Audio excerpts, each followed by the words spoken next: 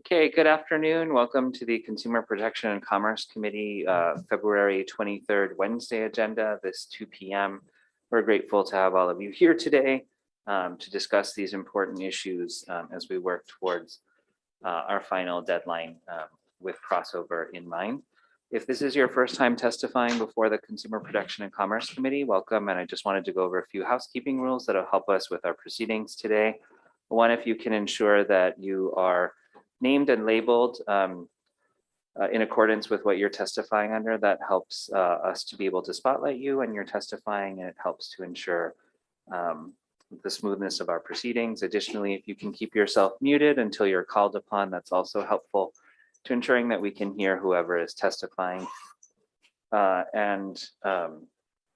Also, if you can be sure to extend each other the common courtesy and aloha spirit that our state is so famous for, that would be greatly appreciated as we continue to debate important but not necessarily always settled matters of policy.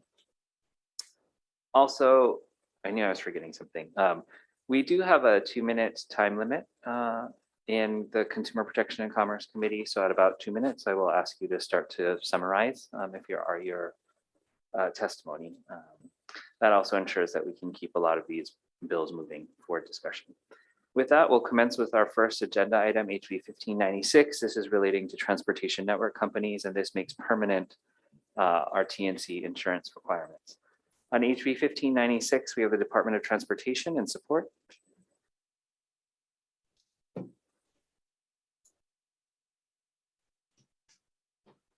Department of Transportation.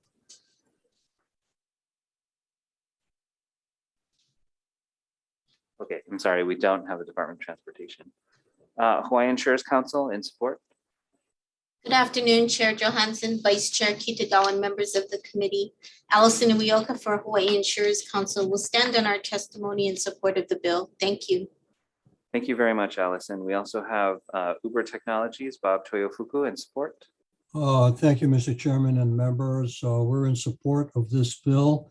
The only other comment I have is that the next bill also includes a provision to make the insurance law permanent, and we would prefer that bill to pass out of the committee. Thank you very much. Thank you very much, Bob. Members, please note we also have supportive testimony from other businesses as well on this front. It does not appear that we have any late testimony. Is there anyone else wishing to testify in HB 1596? Okay, seeing no further testifiers, members, any questions? Okay, seeing no questions, then we'll move on to our next agenda item, which is HB 1681. This is also relating to transportation network companies. This would be the regulatory and permitting architecture of a program, as well as permanent insurance requirements for TNCs. We still don't have the Department of Transportation. Bob, go ahead with Uber Technologies and support. Thank you, Mr. Chairman and members. Bob Toyofuku testifying on behalf of Uber Technologies. As the chairman said, the purpose of this bill is to really provide uniform regulation throughout Hawaii for transportation network companies. Currently, only Honolulu has a law regulating TNCs. The written testimony spells out how Uber operates and the requirements for drivers, the screening, the safety measures, etc. So I won't go through that. It also makes the insurance law of $1 million coverage permanent. However, I'd like to focus on one provision requiring a driver to obtain a general excise tax license before being able to drive on page 6, lines 19 and 20. We feel this is not good policy because this requirement would apply only to TNC drivers and not the array of all others who provide services to businesses, homeowners, and other individuals. And there are examples in my testimony, and I'd be happy to expand if you have any questions. So what does Uber do that helps the Department of Tax? They send a 1099 form to DOTAX, which is the best record of a driver earning income and therefore responsible to pay income tax and the GET tax. It also informs the drivers periodically of the need to get a general excise tax license and offers to assist them as well. So we're asking the committee to take a look at the testimony, on my written testimony, and consider removing this requirement from the bill. And we'd appreciate that. I'd be happy to answer any other questions, Mr. Chairman.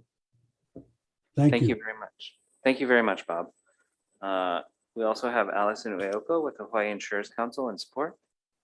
Good afternoon, Chair Johansson, members of the committee. Allison Ueoko for Hawaii Insurers Council.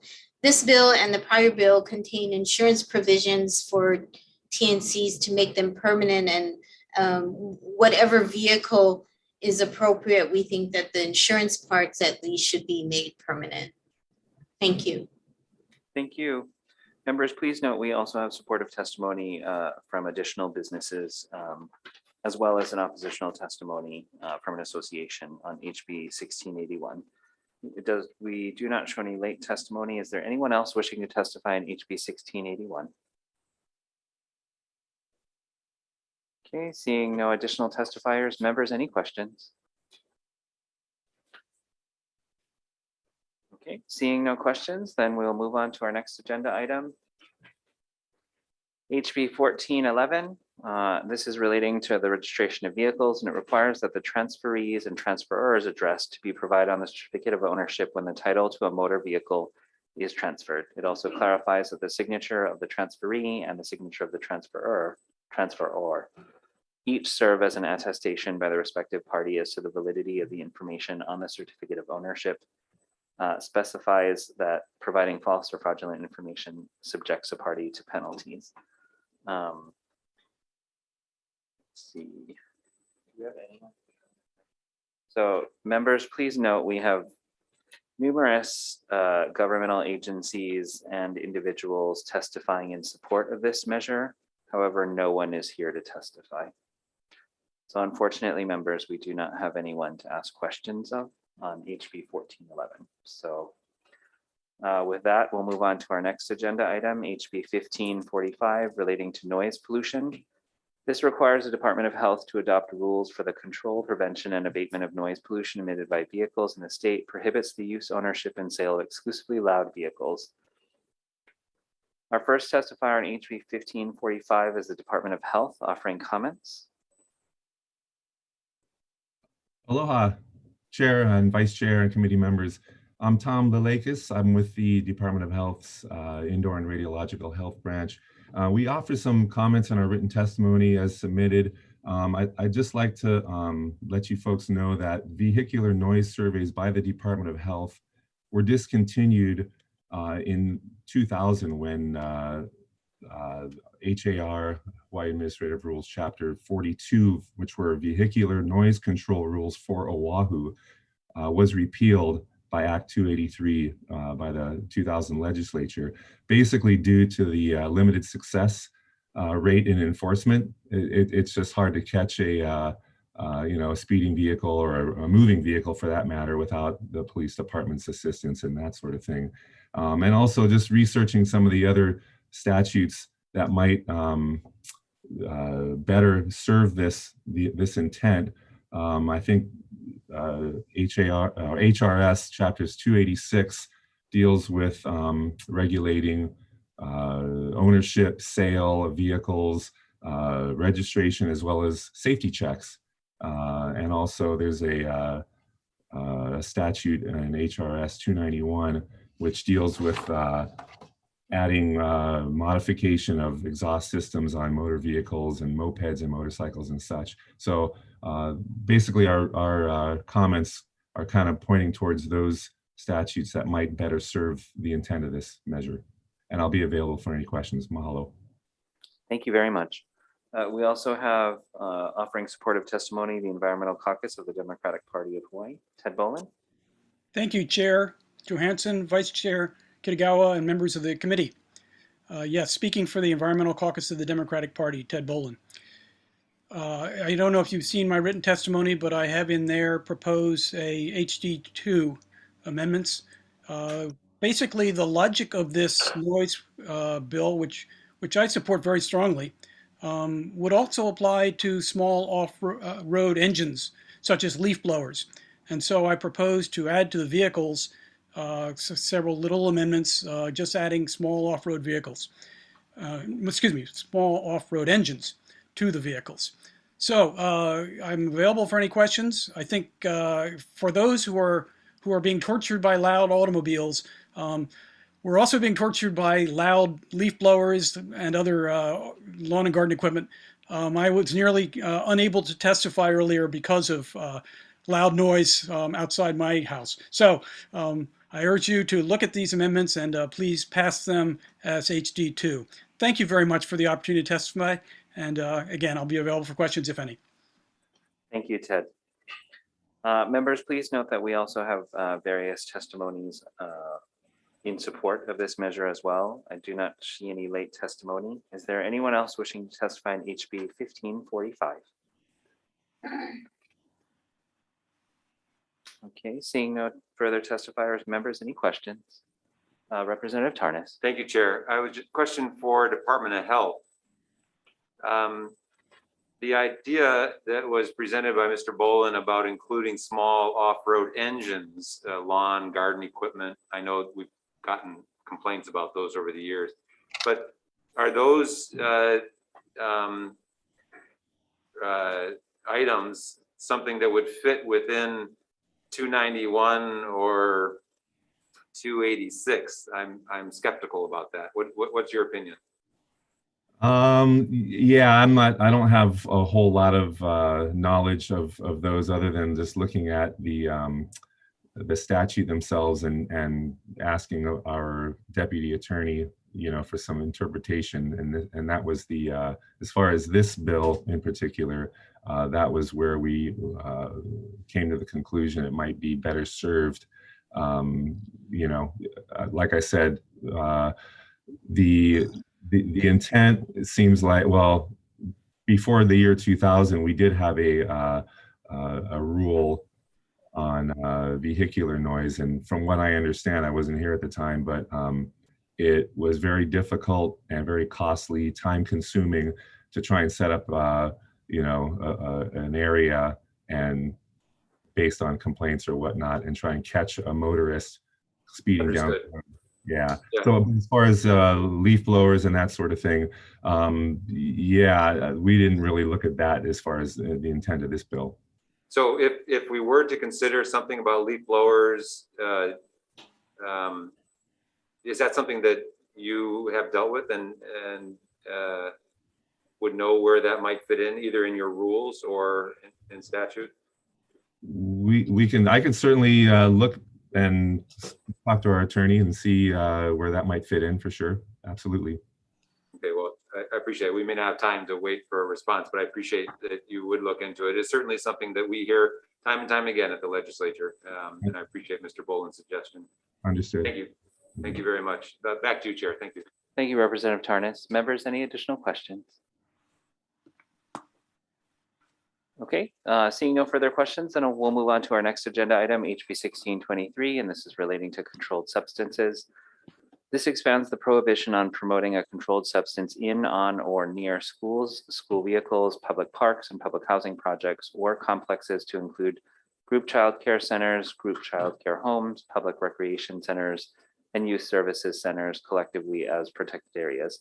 It requires methadone treatment programs to be located at least 750 feet away from protected areas. On HB 1623, we have the Department of Public Safety in opposition.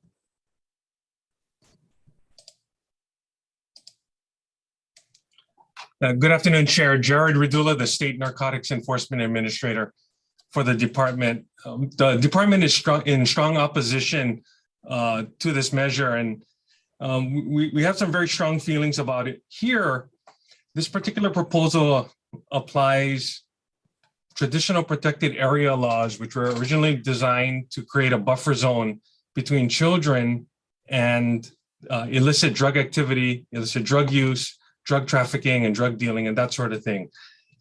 And tries to apply those types of traditional law to a methadone clinic. A methadone clinic is a highly regulated, licensed, and registered medical operation which dispenses medication and administers medication no different than a doctor's office or a pharmacy. I want to be clear what will happen if this bill passes. Every existing methadone clinic in Hawaii and any future methadone clinic in Hawaii would become vulnerable to this bill, meaning that if they were within 750 feet of a protected area now, or if one should develop in the future, they might have to close or relocate. If this bill passes, one downtown Honolulu clinic would immediately be affected. And potentially that would mean that that clinic would have to close or relocate. And that could displace many, many patients who are in need of supervised, very close drug treatment. If those patients become displaced, and there are only 2 businesses on Oahu that are currently providing this type of treatment, if those patients were displaced and could not get into other treatment, that would risk return to addiction and return to having additional problems at a high social cost. And so we think that that's going to be really bad for our community. And therefore, for those reasons, we very respectfully but strongly oppose this measure. Thank you. Thank you very much, Jared. We also have the Hawaii Substance Abuse Coalition in opposition. Alan Johnson. Yes, aloha, Chair, Vice Chair, committee members. I'm Alan Johnson, the head of Chair of Hawaii Substance Abuse Coalition. We represent prevention, treatment, harm reduction, recovery-oriented services. I'd just like to highlight 3 things for this to help better understand it. The first is that the federal government has determined that people on methadone are now protected as disability, and they're now subject to the American Disabilities Act, and they're also subject to the Fair Housing Act. They have determined that they are no longer drug addicts. They are people in recovery, and their rights are restored to them. Well, that doesn't apply exactly to a facility. It applies to the people going there, and it's part of the national intent for what their opioid plan is for across the nation. The second thing is, I would say, is that the 2 clinics that are on Oahu, they've been there 28 and 30 years. They've been there for almost 30 years, both of them, for a long time. And if there's some kind of problems happening right now, I would like to say that we should work them out to see, how it is after 30 years.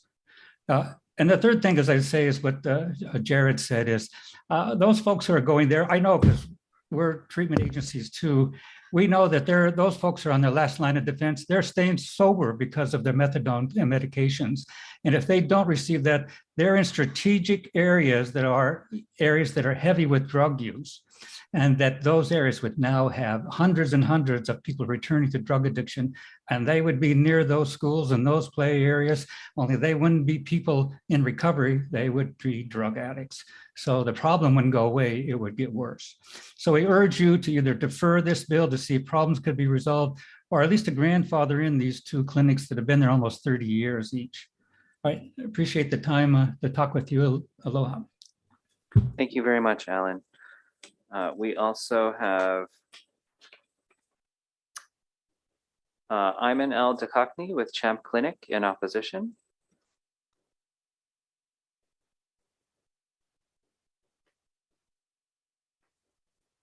Hello, I am speaking on behalf of Mr. El Dakakni from Champ Clinic, Honolulu. Okay. And we are strongly opposed to this bill. We feel that this particular bill is specifically targeting our clinic. So we are located in an area that is a prime location for a number of bus lines. We service the entire island, and we have been helping people with substance abuse recovery for the past 30 years and 26 years at this particular location. We have serviced over 3,000 clients successfully, and we have helped them on their journey through drug recovery. So our particular clinic happens to be located in the vicinity where there are schools. However, we have had no documented cases of clients interacting with schools or students in the vicinity. Our clients dose from 5:30 a.m. to 11:30 a.m. and they are monitored by a security guard. We have a security guard sitting outside. They are monitoring the sidewalk as well as the opposing sidewalk, which is the school side. We also have 24-hour camera surveillance that is independently monitored. Our patients come in to dose. They are under the supervision of a doctor and nurse. So they come in, they dose inside, they are given a clear liquid form. It is, taken right there in front of the nurse, and then they leave. This is very similar to a doctor's visit where somebody comes to a clinic, has their visit and then leaves. The assumption that I think is being made is that there's some sort of illicit drug situation happening just because these people used to be involved with drug abuse situations. They are now in recovery and they are now protected individuals.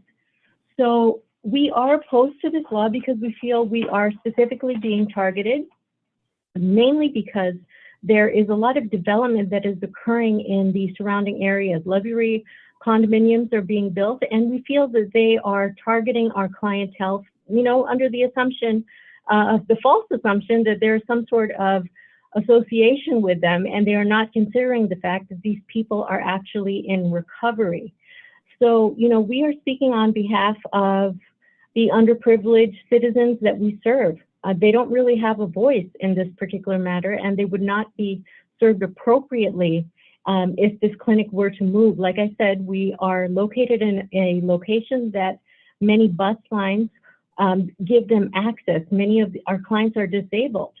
So to suddenly close down a clinic that has been in operation successfully, helping clients for the past 30 years, would put undue stress on our clientele and could very possibly cause a large number of them to go back to some sort of situation that would harm their recovery process. And we are strongly against the passing of this bill. So we would like people who are listening in to realize that our goal in this particular matter is to help people. And we think that that should be the goal of the state of Hawaii, as well as all of the supporting agencies.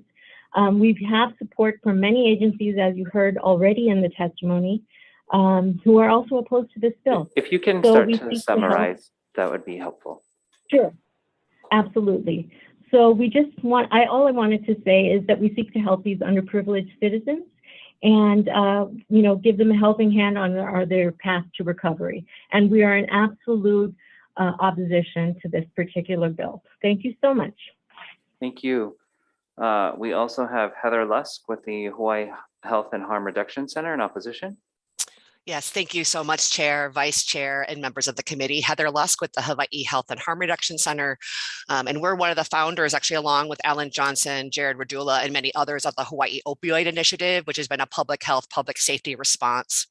So we respectfully oppose this measure, and you've heard many of the reasons why. We do believe it would make it harder for people with opioid use disorder to get treatment. And already the Surgeon General of the United States says that stigma is a #1 barrier to treatment, and this would continue that. We're very grateful that this draft does not include all substance use disorder treatment as the first draft did. However, we're very concerned given the rise of both opioid-related overdoses, which we're seeing a rise in Hawaii because of the fentanyl here, as well as some of the other reasons you've already heard, that taking away a much needed treatment. We already see on Kauai and West Hawaii that don't have methadone clinics, the challenges when we don't have a clinic in their community to treat them. While we're not a methadone clinic, we do provide a lot of treatment for people with opioid use disorder. And we do know that by closing this or any other clinic, it would put undue hardship on people trying to go into recovery and would drive them to the streets. What we do, and I'm hearing that CHAMP does this as well, is we want to be good neighbors. I think everybody wants to be a good neighbor, and never do we want our work to have a negative impact on our neighbors, especially when we're talking about children. But we have a peer security greeter as well that is at the front of our clinic and is able to go around and make sure that folks don't wander or go into other areas. I'm hearing CHAMP does this as well.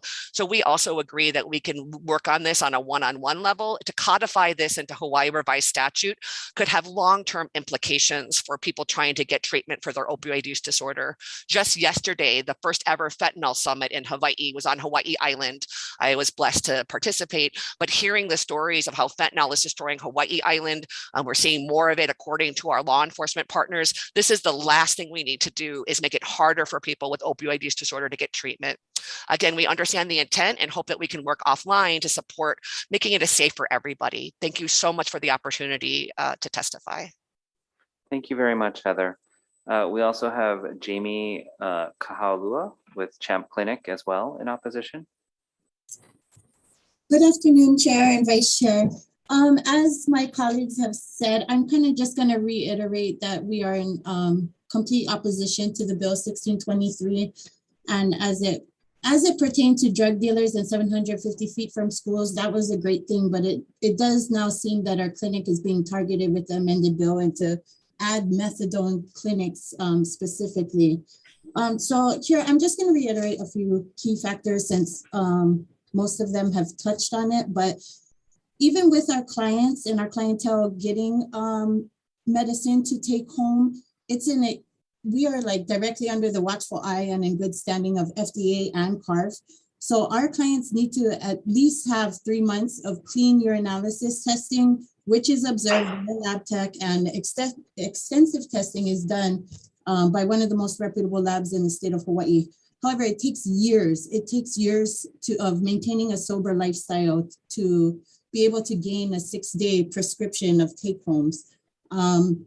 And our location here at CHAMP is vital for the recovery of our patients. A fair number of them have some form of disability and need to be close to bus stops, hospitals, government and state offices. And aside from these very important factors, the opioid crisis we face today, which is getting worse day by day, like the CDC just recently released new data documents showing that there was like over 100,000 overdose deaths because of opioids and the fentanyl. That's up 27% from the year prior. It's basically a pandemic within the pandemic we are currently facing. And it's so important that we here in Hawaii come up with solutions and reach as many people as we can to help combat this situation before it becomes out of control. Again, Champ Clinic is here and always has been here to help our community. We've helped over 3,000 brothers, sisters, mothers, fathers, children. We help them see a way other than jails, institutions, and deaths. So we ask that you strongly look over this. We urge to defer it, or again, like somebody said, grandfather us in, because we are such a vital, important part to this community and the opioid crisis. Thank you very much, Jamie.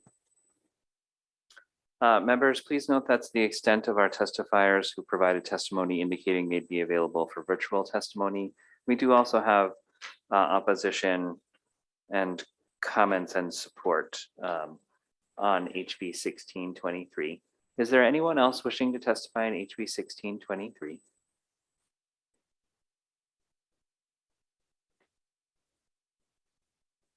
Okay, seeing no further testifiers, members, any questions? Representative Har. Oh, thank you, Mr. Chairman. Really quickly, Department of Public Safety, Mr. Redula. Yes, I'm here. Thank Good you. afternoon, Mr. Redula. Thank you for being here and thank you for testifying. So I apologize. I am not familiar with methadone clinics, how many we actually have, but I did hear Mr. Johnson testify that there are in fact only 2 methadone clinics on the island of Oahu. Yes, that's correct, Representative. Do we know how many there are statewide? So there are 2 businesses that have branches on different neighbor islands, but clearly we need more in order to reach our community out, and especially in the more rural areas. You've heard West Hawaii, for example, people are traveling very, very far on Hawaii Island to get their treatment. So, the suggestion in Mr. Johnson's testimony was at least grandfather in the existing clinics. But I guess what I'm hearing from you, as well as some of the other testifiers, though, is we need as many clinics as possible to deal with now this fentanyl is now becoming much more of a reality in part as part and parcel of the opioid crisis. So I guess I'm just trying to understand, even if we were to grandfather the existing clinics in, are there concerns that this would essentially just keep the number of where we're at just because of the location that methadone clinics would be able to be located? Yes, Representative Har. With this current draft has a restriction that these clinics cannot be within 750 feet of a protected area. With that, if they're existing clinics and they're within the 750 feet, we'd have to stop them. And clearly in the future, if one were to decide to get into the business of operating a clinic such as this, there'd be a lot of vulnerability, because what if, 5 years from now, someone created a child-related business in their vicinity that created a protected area again? Now, again, we'd have to stop that methadone clinic because they'd be in violation of this. So clearly there's some implications in the future if a business were to decide to start again or to start up. So I guess you heard the testifiers from Champ Clinics as well as Ms. Lusk. They try to be good neighbors and they try to ensure that their patients who are protected, under protected federally definition, that they're not interacting with, or they're trying to be good neighbors. Is the Department of Public Safety aware of any incidents which would give rise to such a measure, like such a bill? No, Representative Har. In fact, although I have been to these businesses myself, I haven't been there in years, many years. It is correct. I'm familiar with one of the clinics downtown in question. They have security every morning there. So I haven't heard of anything in years. Okay, thank you very much, Mr. Radula. Thank you very much, Mr. Chairman. Thank you, Representative. Members, any additional questions on HB 1623? Okay, seeing no further questions, then we will move on to our next agenda item, HB 1743, relating to pools. And this, for the purposes of the Department of Health's authority to adopt rules concerning public health and safety, defines pool to mean a watertight artificial structure containing a body of water that does not exchange water with any other body of water, either naturally or mechanically used for swimming, diving, recreational bathing, or therapy by humans. On HB 1743, we have the Department of Health in support. Aloha, Chair Johnson, Vice Chair Kitagawa, and members of the Consumer Protection and Commerce Committee. I'm Peter Oshiro, the Program Manager for the Food Safety Branch, and the Department of Health rests on this testimony and support. Thank you very much, Peter. Members, please note that's the extent of our testimony, or testifiers indicating they'd be present virtually to testify, but we also do have supportive on-time and late testimony from a governmental agency and an individual. Anyone else wishing to testify on HB 1743? Okay, seeing no further testifiers, members, any questions on HB 1743? The fun of CPC, you can go from methadone to pools in the same agenda. Okay, seeing no questions, then we'll move on to our next agenda item. Continuing the diversity here with HB 1525 relating to procurement. This provides additional guidance and updates the reporting obligations for state departments, including the Department of Education, pursuant to Acts 175 and 176, which established programmatic goals for the purchase and procurement of locally sourced products. On HB 1525, we have the Department of Education, Randall Tanaga, in support.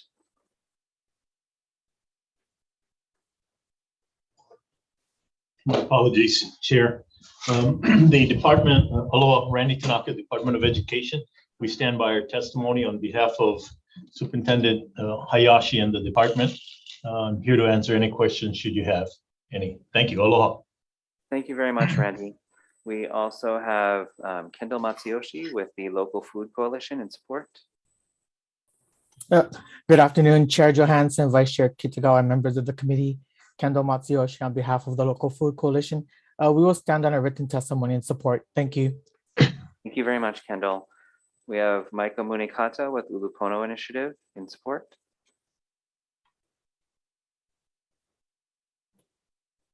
Not sure if you wanted to testify in this measure, Micah, but I saw that you were here. Good afternoon, Chair Johansson, Vice Chair Kitagawa, members of the committee. We'll stand on our testimony supporting intent. Thank you. Okay, thank you. We also have Brian Miyamoto with the Hawaii Farm Bureau in support. Sorry, I didn't wait to look here. We have Hawaii Cattlemen's Council in support. Nicole Galais. Thank you, Chair Johansson, Vice Chair Kitagawa, and members of the committee. This is Nicole Galassi on behalf of the Hawaii Cattlemen's Council, and we stand on our testimony and support. Thank you. Thank you, Nicole, and sorry for mispronouncing your last name. No problem. Members, please note we also have additional testimony in support, both on time and late, from various organizations and individuals. Is there anyone else wishing to testify in HB 1525? Okay, seeing no further testifiers, members, any questions on the measure?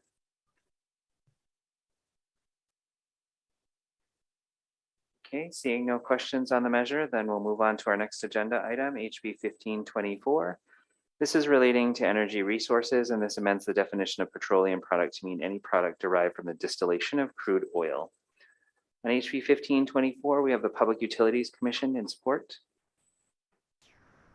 Aloha, Chair, Vice Chair, members. The Public Utilities Commission stands on its written testimony in support. Thank you. Thank you very much, Michael. We also have Scott Glenn with the Hawaii State Energy Office. I'm sorry, or Maria Tomei in support. Aloha, Chair. Scott Glenn, Chief Energy Officer for the State Energy Office. We stand on our testimony in support and available for questions. Thank you. Thank you very much, Scott. We also have Eric Wright with PAR Hawaii in opposition. Yes, thank you, Chair. Aloha, Chair Johansson and Vice Chair Kitagawa, as well as members of the committee. My name is Eric Wright. I'm the president of PAR Hawaii. We submitted written testimony in opposition to this measure. This measure would expand the definition of petroleum product under 486B of the Hawaii Revised Statutes. The intention behind this law is consumer protection for the general public, and we're generally supportive of that. This law protects people going to gas stations, getting their oil changed, et cetera. The proponents of this bill are looking to expand the definition so that it covers large sophisticated buyers of fuel such as HECO and Hawaii Gas. And we just don't think that's an appropriate use for this for the statute.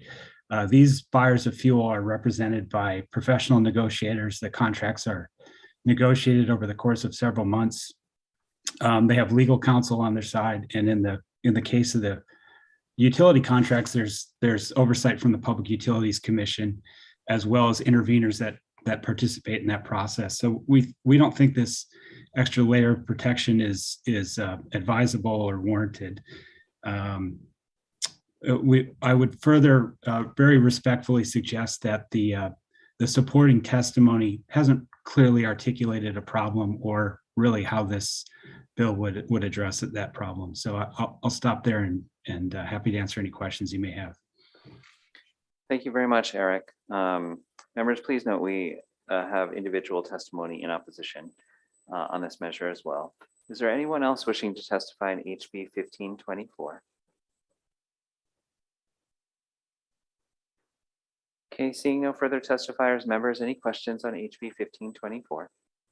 Sure. Representative Onishi. Yeah, I have a few questions for the PUC. So in your testimony, you reference this renegotiation between Hawaiian Electric and their supplier, PAR, correct? Yes. So I was just wondering, so in this contract, when was this contract supposed to end? It's slated to end, I believe, the end of this year. When the amendment proposed came in, it had an evergreen provision that had contractual renewals. So the commission, in response, was concerned about the situation with the imbalance in bargaining power and potential fuel security risks.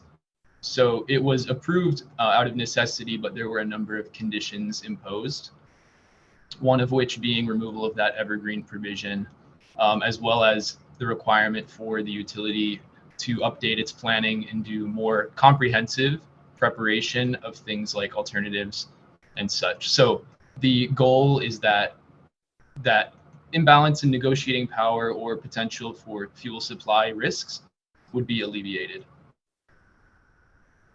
So those issues, isn't that the responsibility of the PUC in reviewing these contracts?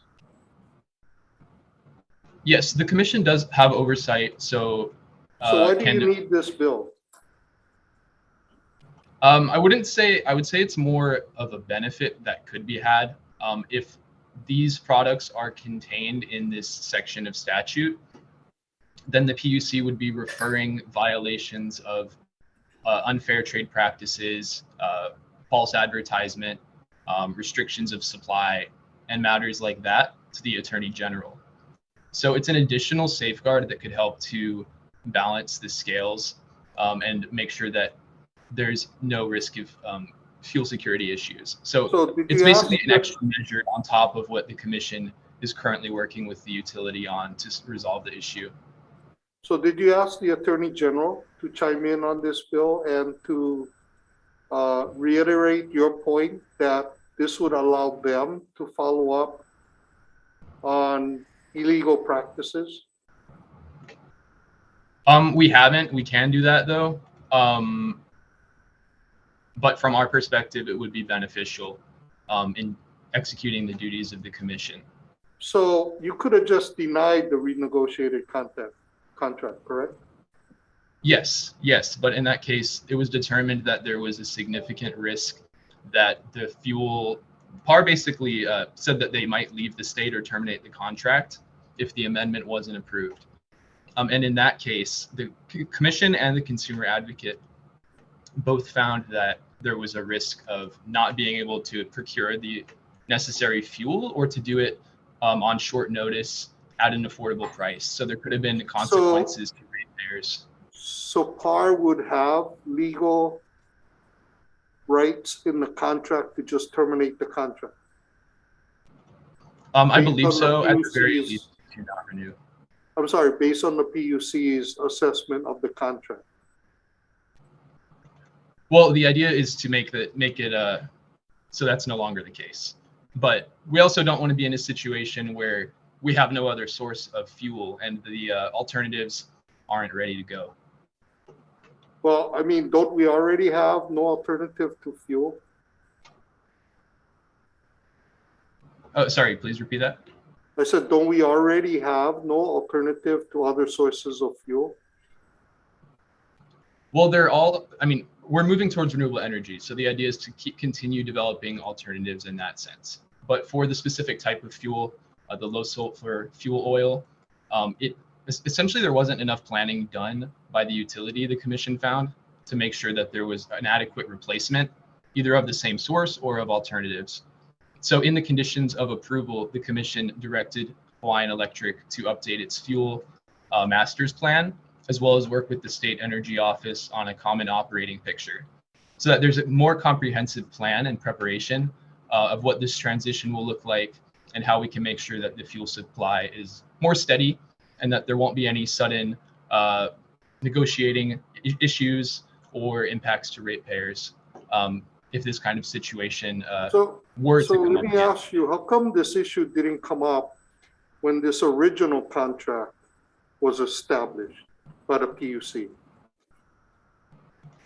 If the PUC had these concerns, how come it didn't come up in the original docket for this contract in regards to telco suppliers, the safeguarding of the consumers to have multiple suppliers available, or at least a plan by HECO or HEI to have available sources in the event that this contract got canceled because of the provisions?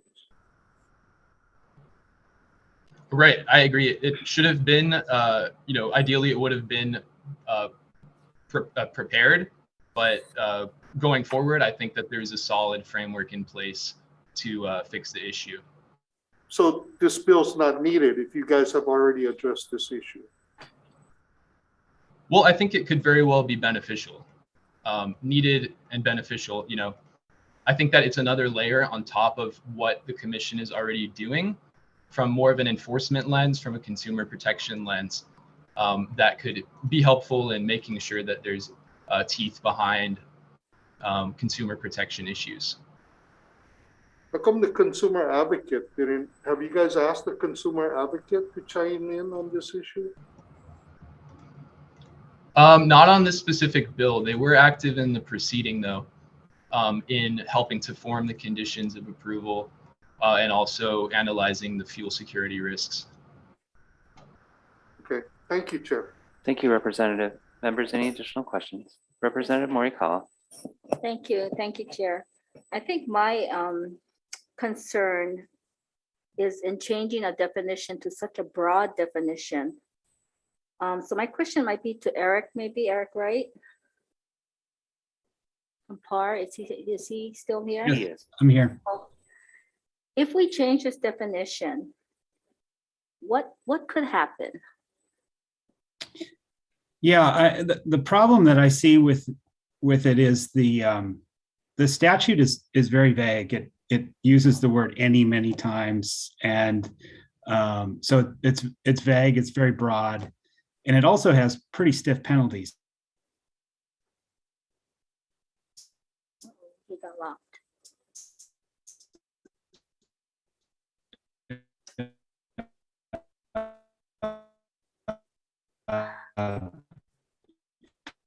5 years of jail. Okay, I think, Eric, I think I get the gist of what you're trying to say in the penalties, but my concern is that now this new definition may apply to many other products, not necessarily fuel products.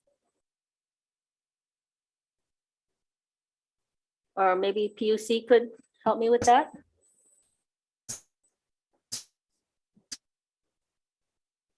Yes, Representative, thank you for the question. As far as the specific wording of it, I mean, it's really, that's a legislative call. But I think that the current definition is fairly comprehensive. It lists specific items, but it's a lot of items. So I think that the intent behind this is specifically to include fuel that is being supplied to the utilities, and to make sure that, that is included. Okay, I get that, but then to me, this is so broad that it might bring in plastics and that sort of product. So that's where my concern lies. Thank you, Chair. Thank you, Representative Morikawa. I Eric, apologize. sorry. Yeah, go ahead, Yeah, Eric. I apologize. I'm on the road. But I think you captured it. It could apply to a wide range of products because after all, plastics and a wide range of products are petroleum based. Thank you. Thank you, Representative. Representative Har. Thank you, Mr. Chairman. PUC? Yes, Representative. Good afternoon. I'm looking at something. I want to kind of follow up on the questioning from Representative Onishi. And I looked at your written testimony with respect to the renegotiated contract. And it appears that it occurred shortly after COVID, correct? Correct. Okay, so to the best of my knowledge, after the world of COVID, hit all of us, a lot of businesses were asking to renegotiate their contracts. You understand that as a general rule, right? Yes. And that was because of market conditions, correct?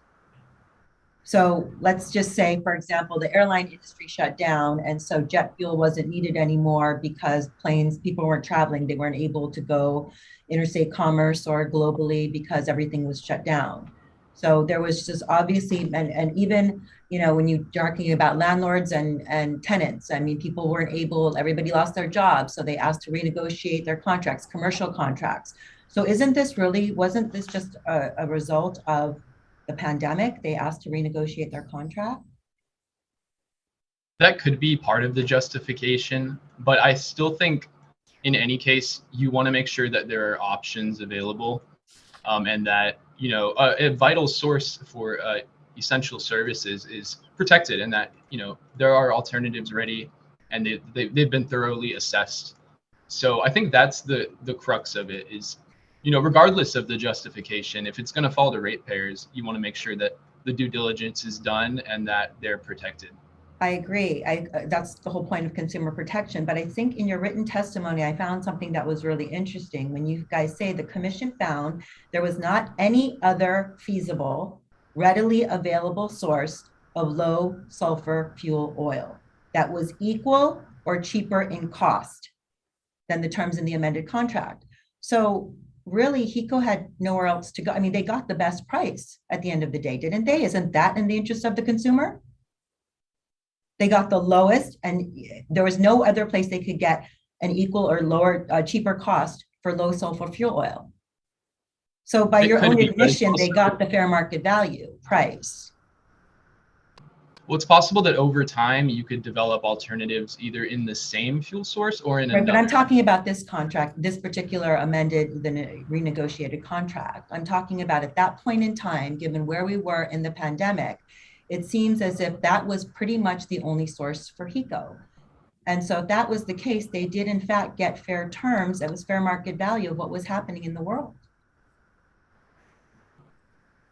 It's possible. I still think that as over time you can develop alternatives, and also that, you know, even if this bill was passed and implemented, it would only become a penalty if there was a violation of one of these consumer protections. So, okay. I mean, regardless, the commission is working to develop alternatives and make sure that planning is. Great. Okay. I'm just like, where's HECO been? How come they're not testifying on this issue? I mean, I know you can't speak on behalf of HECO, but obviously, I mean, this is something that the genesis of this bill came from this HECO docket with PAR, this renegotiated contract. So I'm a little bit surprised that they're not here to testify, you know, just to kind of, so that we can ask them some questions about the renegotiated contract. And I'm also concerned, wouldn't this measure couldn't it also impact other independent energy operators like Hamakua, KIUC, Alston, like all these other independent energy operators? It could potentially affect them as well, correct? Potentially, to the extent that the protections are violated and that they're using, you know, suppliers of crude oil products. Okay. I think my biggest concern is that it falls under unfair and deceptive trade practices. And in the interest of disclosure, I'm intimately familiar with Chapter 486 because I've used it many a times, and it's specifically for treble damages. And I would submit to you, you know, I know you've looked at the statute and so have I, and we talked about all of the things that were specifically listed, because those are the areas in which we had issues with collusion, price setting, et cetera. And that's why I think the legislature was specific with making sure, because of the punitive nature of this statute, we wanted to ensure that these specific areas, but to have something so broad brush, I think, you know, my biggest concern, and, you know, Representative Morikawa brought up plastics. So for example, I've done some research in terms of, you know, what crude oil can be converted into. And for example, when we talk about plastics, we're not just talking about plastic bottles. Let's talk about baby car seats. Let's talk about baby bottles, and something I'm really familiar with now. And again, if there's now an allegation of an unfair and deceptive trade practice, you now open the floods of litigation. So that's just my concern right now. And so I respect the PUC's position on this, but I think there are many unintended consequences. And so to take such a broad brush approach, I think is could potentially hurt the consumer. So thank you very much for your testimony. Thank you very much, Mr. Chairman. Thank you, Representative. Members, any additional questions? Chair, can I get a follow-up? Sure, please go ahead, Representative Onishi. For the PUC, you made an interesting comment in your answers to Representative R, that this is a consumer protection issue that the PUC is concerned about. But there have been many other dockets in terms of renewable energy that the PUC has been willing to support that is not the primary goal of consumer protection and ensuring that the consumers are not paying for these other energy generating processes, including solar projects, which do not reduce the cost. In fact, in some cases might maintain the cost or even increase the cost to consumers. So I find it very interesting that on this particular issue, it was a primary consumer protection issue. And we've had discussions that that's not always the main focus of the PUC's decision. Can you answer to that concern? Well, I think the commission is in a position where it is working to help ratepayers through and at the same time of improving the grid and making sure that the utilities is financially sustainable. I would not agree with the idea that solar is necessarily more expensive or that renewables in general have to increase prices for ratepayers. There often can be actually cheaper and have less issues. But I think that the commission is at it has to protect the financial sustainability of utilities, make sure that the services continue to be delivered while also managing rates. So I think in a situation like this, it's, we just don't want to see the utility in a position again where it's, basically under threat of losing an essential fuel supply without essential safeguards in place. Yeah, but I think earlier you said that the PUC should have considered that issue in the original contract approval. So, I mean, here you're blaming, in essence, both parties for this process when, in my mind, actually, it was the PUC's lack of foresight that put everybody in this position. So that was just my concern. Thank you, Chair. Thank you, Representative Onishi. Members, any additional questions? I'm sorry, Mr. Chairman, can I ask one more follow-up? Sure, please go ahead, Representative. Thank you, Mr. Chairman. So PUC again, I'm just going to play devil's advocate for a minute. Instead of taking the broad brush approach that this bill attempts to do, so if that really is the concern of the PUC, why don't we just add low sulfur fuel oil to the definition and into that whole section of unfair and deceptive trade practices, as opposed to this broad brush stroke that is being proposed by this measure?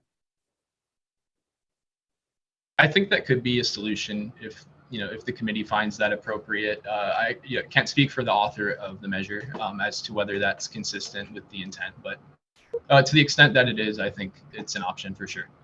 See, again, if the intent of the PUC is really to protect the consumer, there's so many other types of fuels that are essentially unregulated and that are not that don't fall under here. But whether it's biomass, coal, they don't fall under unfair and deceptive trade practices. So I'm just trying to understand again the rationale that we would apply all of these petroleum based fuels or derivatives. And I think that's the biggest concern that I have right now. Thank you so much. Thank you, Mr. Chairman. Thank you very much, Representative. Members, any additional questions? Chair, with your permission, I'm sorry, Mr. Wright. If someone wants to call on you, they may, but this is the legislative member questioning time. So unfortunately, it's not an opportunity for additional comment unless someone calls on you with a question. Members, any additional? Representative Har. Thank you, Mr. Chairman. Mr. Wright, I'm sorry, did you want to add something? I just wanted to clarify. Let's just, so that we keep it, I'd like you to ask a specific question, Representative. Sure, no problem. So, Mr. Wright, you heard just the contention that I had suggested to the PUC about if we were not going to, in fact, if we're not move this, if we were going to just, if the intent of the PUC was really just to regulate the utilities and not have this unfair level playing field, then what would you feel? How would you feel of just adding low sulfur fuel oil to the definition of this measure? And he supported it. What is the contention of BAR? Yeah, thanks for the question. We would. It really wouldn't change our view. Our view is that the law isn't needed because there's adequate protections already in place. And Hawaiian Electric is a large, sophisticated purchaser, and they have adequate legal counsel, et cetera. So we would still be opposed to that. I did want to just very briefly assure the commission that the committee that we would have, had we not reached an agreement with Hawaiian Electric, we would have made sure that fuel kept flowing, and we would not have put the state's energy at risk. And I just want to assure you that, and I'll just leave it there for now unless anybody has more questions. But Mr. Wright, you beg the next question. Could HECO have gone to another source? Let's say you guys did cancel the contract. Would there have been another source for them to obtain the low sulfur fuel oil? So as part of that negotiation, we and Hawaiian Electric essentially extended the contract such that they could conduct an RFP process and look for alternative suppliers. My understanding is they did get at least one alternate bid. They ran another RFP process last summer. We were found to be the least cost option in that process. So there are. Okay, so you are not their only option then?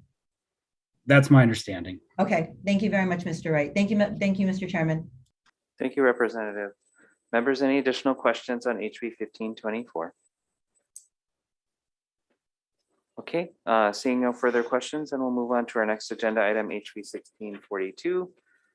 This is relating to post-consumer recycled content, and this requires deposit beverage distributors that sell, offer for sale, or distribute deposit beverage containers in the state to meet minimum post-consumer recycled content requirements. On HB 1642, we have the Department of Health in support.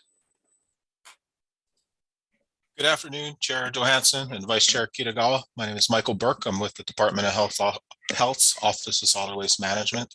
And we submitted written testimony in support of HB 1642, HD1. We stand on our written testimony, and I am available for questions after. Thank you. Thank you very much, Michael. We also have the American Beverage Association, Mihoko Ito, in opposition.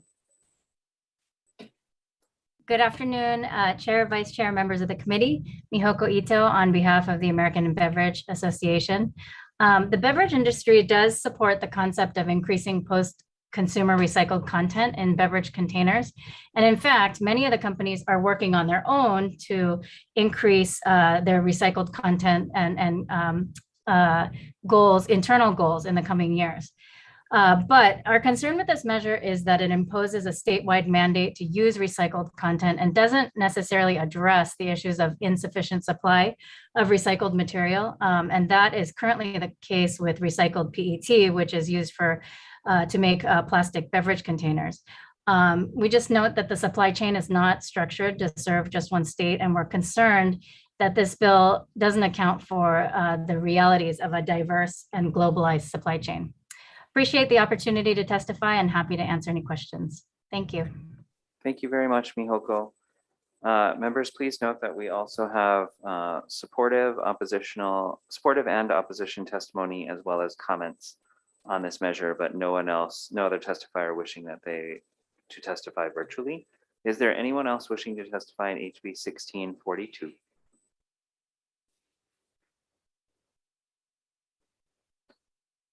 Okay, seeing no further testifiers, members, any questions on HB 1642?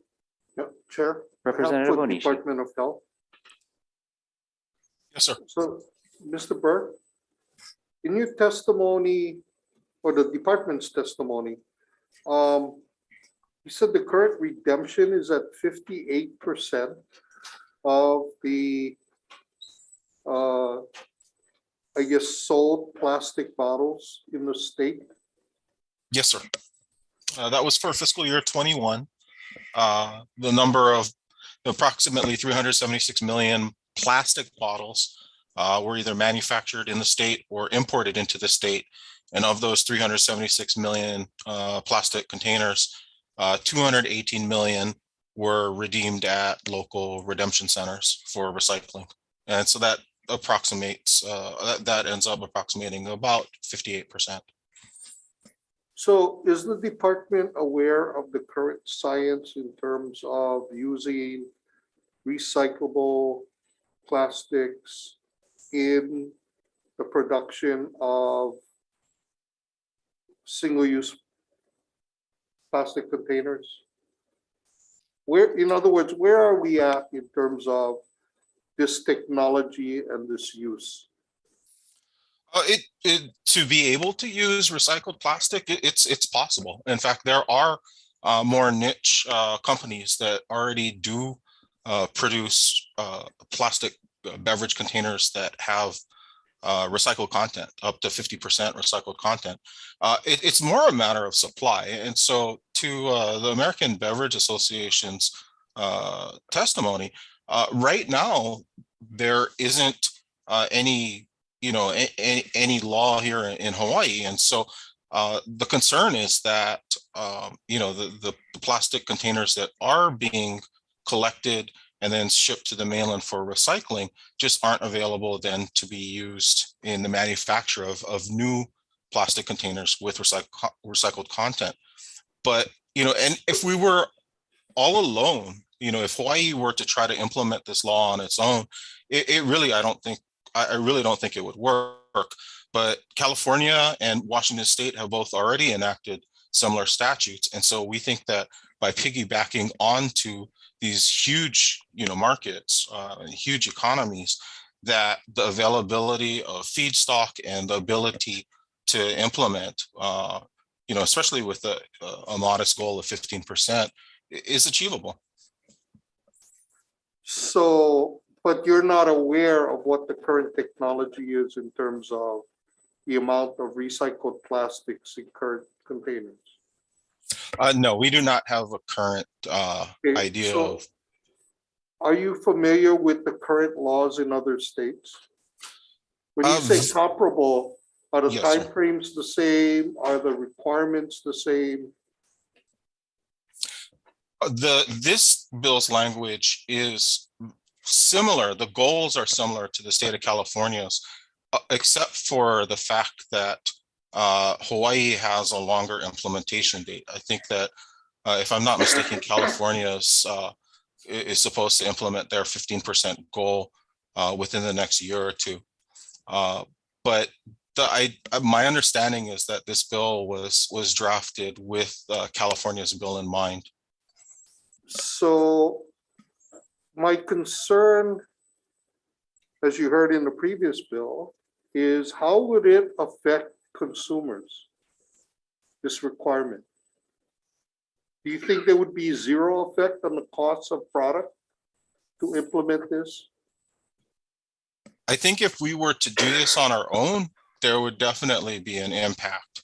I think that, like we mentioned, with other states and in particular the state of California, going forward with this, with the 15% requirement in a relatively short amount of time, for a lot of bottlers, they'll be sourcing from the same feedstock suppliers that are already going to be developing this for California. And so I'm not sure that it will impact, this bill on its own will impact the cost, because other large, these companies are already doing it to meet California's law. Yeah, but the feedstock of this recycled product, or the recycled feedstock in California, may be higher than the current stock that's made directly from petroleum products. But you don't know, right? Yeah, we don't. We suppose that it would be more expensive, but if the market reacts the way it should, it also incentivizes people to produce more feedstock to make it more available, because there's a market intervention by the government. Yeah, but the technology might still keep the prices higher than using direct petroleum products versus the recycling of a already manufactured petroleum product. Yeah, you have a point. Yes, sir. That's a possibility. So given the fact that it probably will be more expensive feedstock, the impact to Hawaii consumers would be an increase in costs. correct? That's a distinct possibility. Yes, sir. Okay, thank you. Thank you, Vice Chair. Thank you, Representative. Any other questions on this measure? Nope.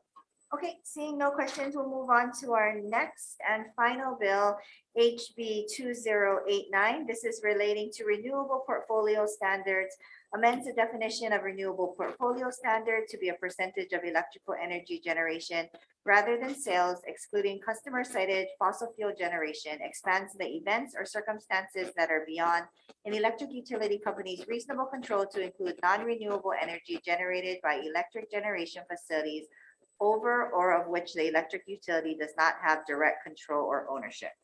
Okay, first up to testify on this measure is DCCA providing testimony in support. Aloha and good afternoon, Vice Chair Kitagawa, members of the committee. Dean Ishina with the Division of Consumer Advocacy. You have our written testimony before you in support. I am available for questions later if you have any. Thank you. Thank you, Dean. Next up, we have the Public Utilities Commission. Aloha, Chair, Vice Chair, members. The PUC stands on its written testimony in support. Thank you. Thank you, Michael. Next, we have the Hawaii State Energy Office in support. Vice Chair Kitagawa and members of the committee. I would like to say also thank you for hearing this. This is an administration bill looking to correct a fix that's been long needed. And so we submitted testimony in support and are available for questions. Thank you. Thank you, Scott. Next, we have DBED testifying in support. Vice Chair, the DBED director was not able to make it today, so asked me to stand in for any questions that might be directed to DBED, but stands on their testimony in support. Okay, great. Thank you, Scott. Next, we have Ulupono Initiative in support. Good afternoon, Vice Chair Kitagawa, Chair Johansson, members of the committee. Mike Munikata on behalf of the Ulupono Initiative. We'll stand on our testimony in support of this measure. Thank you. Thank you, Micah. Next, we have Hawaiian Electric in support. Good afternoon, Vice Chair Kitagawa and members of the committee. We stand in support of this bill. HD1 incorporated some of the previously expressed concerns. We do note in our written testimony that for future consideration to more broadly address issues related to fossil fuel usage for energy usage. But here to answer any questions. Thank you. Thank you, Mark. Committee, please also note that we have supportive testimony from Department of Transportation as well as other organizations and individuals. Is there anyone else here wanting to testify on HB 2089? Seeing none, we'll move on to questions. Any questions, members? Okay, seeing no questions, we will recess for decision making.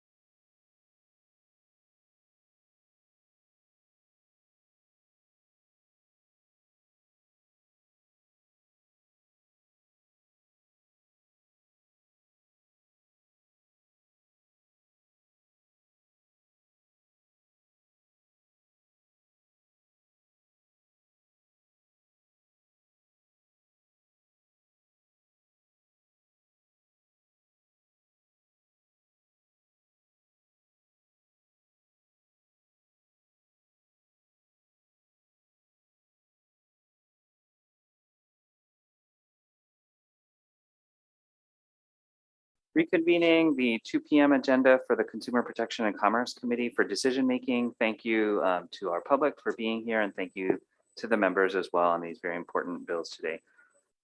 First off, on HB 1596 relating to transportation network companies, the recommendation here is going to be to add a clarifying amendment just to clean up some of the bill and its history, because it's had repeated extensions and repeated sunset dates. We just want to make it clearer, but this bill with that clarifying amendment, as well as technical and non-substantive amendments, would effectuate better the purpose of making the insurance requirements for TNCs permanent. Members, any comments or questions on the recommendation? Okay, thank you. Seeing none, Vice Chair for the vote, please. The recommendation of the chair is to pass HB 1596 with amendments. Chair and Vice Chair vote aye. Representative Aquino is excused. Representative Har. Aye. Aye. Thumbs up. Representative Hashem.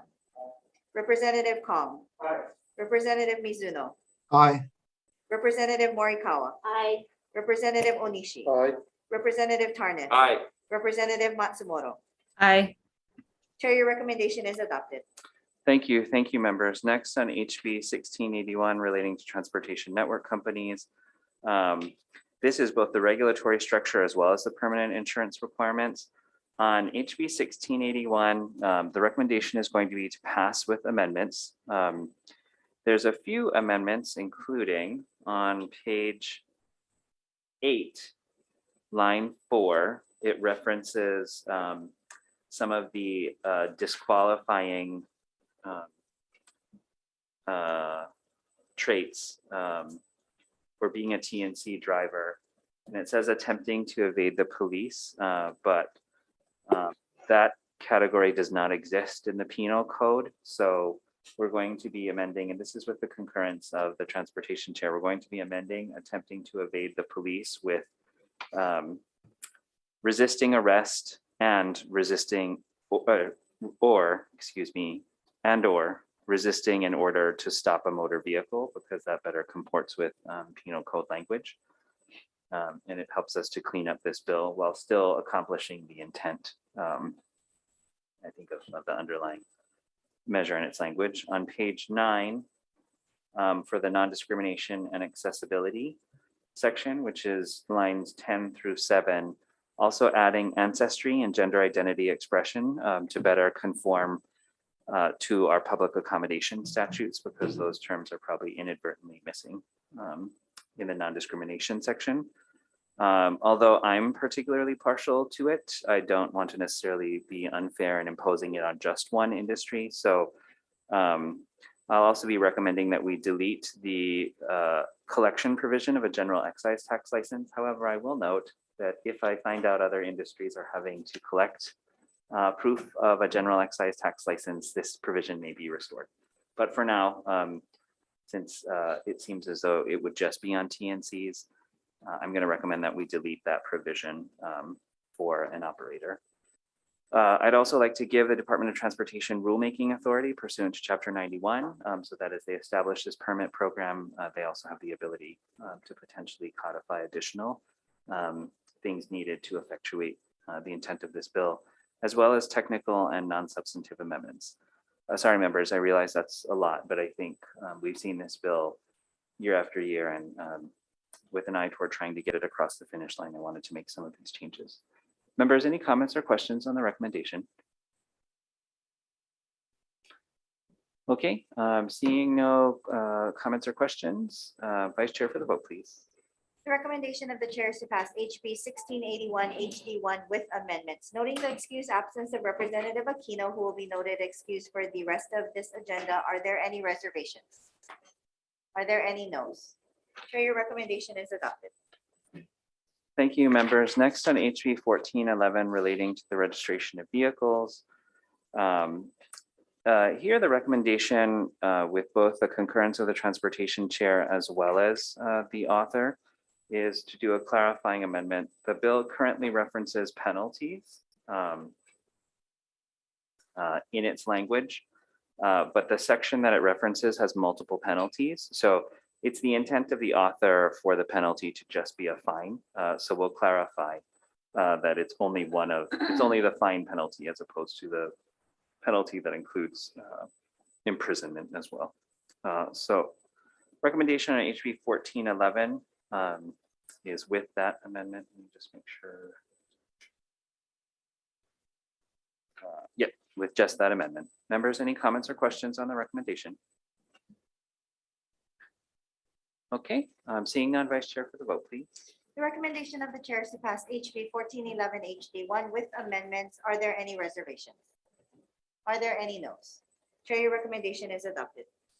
Thank you. Next on HB 1545 relating to noise pollution.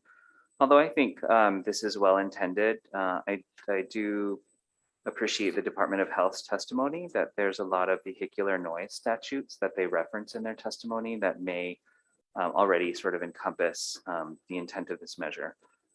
So for those reasons, I mean, I do agree that this continues to be an issue. Just for the record, members, we did also hear HB 1546, which was specifically just about small off-road engines to address some of the leaf blower, lawnmower type noises, but the Department of Health testified in opposition to that. So because of the vehicular noise statutes perhaps being already taking care of this particular issue as explicated in 1545, the recommendation is going to be to defer at this time. Next on HB 1623 relating to controlled substances. Although I think this is also probably well intended, the inadvertent potential negative effects on overall opioid policy and the assistance of those who are trying to recover, I think gives the committee enough pause that at this time the recommendation is going to be to defer HB 1623. Members, any comments or questions on the recommendation? Okay, so HB 1623 is to defer.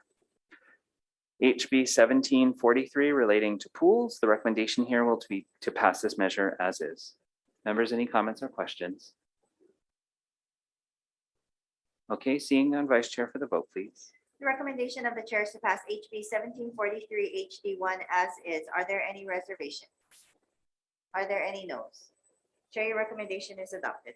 Thank you, members. Next on HB 1525 relating to procurement, the recommendation here is going to also be to pass this measure as is. Members, any comments or questions? Okay, seeing none, Vice Chair for the vote, please. The recommendation of the chair is to pass HB 1525 HD1 as is. Are there any reservations? Are there any noes? Chair, your recommendation is adopted. Thank you. Next on HB 1524 relating to energy resources. I think this bill is a very novel approach, and I applaud that it's trying to ensure that there isn't sort of any undue situation in terms of leverage over the taxpayer. But I think we had a lot of good discussion on this measure about whether or not each of the involved parties felt that such a condition existed and whether or not the PUC already has the regulatory authority to oversee this process, as well as potentially the overly broad nature of the newly crafted definition. Even though I share Representative Parr's wish that HECO would have testified on this, but not knowing whether or not this is an issue for the aggrieved party that everyone cites. I'm just not sure that we know enough to proceed at this point. So although I respect the PUC and the Hawaii State Energy Office's contentions, because I'm not sure I'm not sure that the problem they're trying to cure can't already be cured within their structure. The recommendation here is going to be to defer HB 1524 at this time. Members, any comments and questions on the recommendation? Okay, seeing none, then we will move on to HB 1642 relating to post-consumer recycled content. The recommendation here is going to be to pass this with amendments to take the American Chemistry Council's amendment, which is by weight or other metric as determined by the department. The reason for that change is just to ensure maximum potential to effectuate the intent. As recycling technologies become more and more advanced and sophisticated, we want to make sure that the metric statutorily cited is flexible enough to keep up. I do also want to note in the committee report the potential supply chain issues as well as cost issues that may be inherent with this bill. I think those are certainly legitimate concerns if this bill continues to move. Members, any comments or questions on the recommendation? Okay, seeing none, Vice Chair for the vote, please. The recommendation of the chair is to pass HB 1642 HD1 with amendments. Are there any reservations? Representative Kong, Representative Morikawa, any other reservations? Reservations, Matsumoto. Reservations, Matsumoto. Any other reservations? Any, reservations? Reservations for Onishi. Any no's? Oh, I'm sorry, Madam Chair, Vice Chair. Reservations, please. Representative Har, reservations. Okay. So let me just get this correct. Reservations for Representatives Har, Kong, Morikawa, Onishi, and Matsumoto. Are there any others? Any no's? No? Okay, Chair, your recommendation is adopted. Thank you. Next on HB 2089 relating to renewable portfolio standards, the recommendation here is to pass this measure as is. Members, any comments or questions on the recommendation?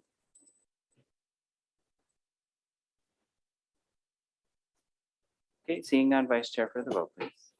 The recommendation of the chair is to pass HB 2089 HD1 as is. Are there any reservations? Any no's? Chair, your recommendation is adopted. Okay, thank you. And with that, members, we are adjourned.